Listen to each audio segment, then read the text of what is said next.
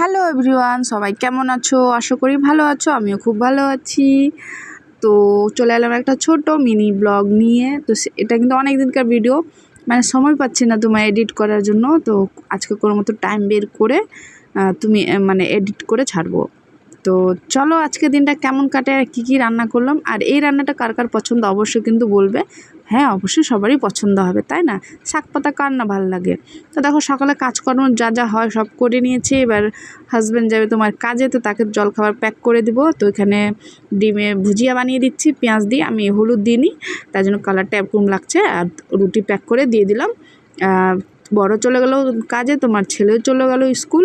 এবার রয়েছে দুপুরে খাবার পাল্লা। সকালে জলখাবার মানে করিনি, একটু তাড়াতাড়ি করছে যেহেতু ছোটোটাকে নিয়ে যাবো স্কুলে। তো দেখো এটা একটা দাদু দিয়েছিল তোমার মানে কচি কচি তোমার কি বলে ওটাকে, হ্যাঁ চাল কুমড়ো আর তোমার কুমড়োর ডগা। তো সেটা আজকে আমি রান্না করব। আমি শ্রাবণ মাস পালছিলাম, তো আমি নিরামিষ, আর এগুলো হলে তার গায়ে আর কিচ্ছু লাগে না, তাই না? তো দেখো এটাকে বানাবো তোমার মসুর ডাল দিয়ে। আর এদিকে শাক রেখে দিলাম, এটাকে চাটনি করব ভেজে ভুজে, বেশি করে রসুন কাঁচা লঙ্কা দিয়ে। আর তোমার চাল কুমড়ো করব। তো তারপর দেখো চান টান করে ছোটোটাকে খাইয়ে দাইয়ে ওকে স্কুল পাঠিয়ে দিয়েছি। ওকে দিয়ে এসে দিয়ে আমি জলখাবার করতে বসেছি। তো জলখাবারে নিয়েছিলাম চপ, রুটি আর একটু দই। আর এগুলো খাওয়া দাওয়া করে তারপর রান্নাবান্নার দিকে একদম পড়ে গেলাম। এটা দেখো ভাপিয়ে নিয়েছি, আর এদিকে মসুর ডালটা ভেজেতে দিয়েছিলাম, সেটাও হয়ে গেছে। এটা ভালো করে ধুয়ে নেব। আর ওদিকে কিন্তু তোমার এই ডাঁটাটা একটু ভাপিয়ে নিলাম, তাহলে ভালো লাগবে। আর এদিকে তার মশলা নিয়েছি সরষে বাটা আর কাঁচা লঙ্কা, আর তোমার নিয়েছি একটু রসুন, হালকা সরষে দিয়েছি নামমাত্র। আর তারপরে একটু দেখো ডাঁটাটাকে গরম তেলে হালকা করে ভেজে নেব। আর এদিকে দেখো ডালটা বেশ ভালো করে ধুয়ে নিয়েছি। এবার এটাকে মানে বেশি মিহি করব না, হালকা হালকা। তো সেটা দিয়ে ভালো করে মশলা দিয়ে কষে টষে, এই দেখো ওটা দেখতে মানে দেখাতে পারলাম না। তো মশলাটা ভেজে তারপর ডালটা একটু ভাজবো, ভেজে এবার ডাঁটা দিয়ে কষবো। তো দেখো খেতে কিন্তু দারুণ হয়েছিল, আমার খুব ভালো লেগেছিলো। এবার দেখো ডাঁটাগুলোকে দিয়ে দিলাম, এটা ভেজে নেব। ভেজে টেজে সামান্য একটু জল দিব, যেহেতু মিলে গেলে একটু ভালো লাগবে খেতে, তাই না?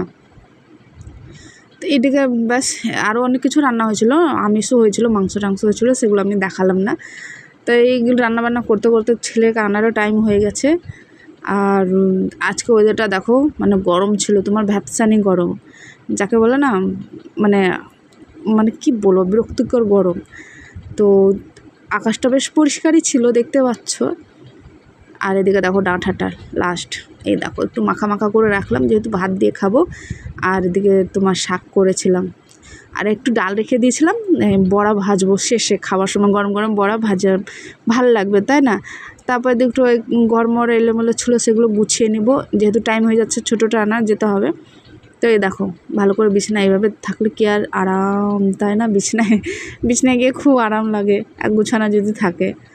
তো ব্যাস সেই দেখো বেরিয়ে পড়লাম পুচকুটাকে আনার জন্য। আর রোদ দেখতে পাচ্ছ কত রোদ করেছে, এখন বর্ষাকাল কি এইভাবে রোদ করছে। তো পুচকুটাকে নিয়ে এসেছি, সবাই খাওয়া দাওয়া করে নিয়েছে, তো আমি শেষে খাবো।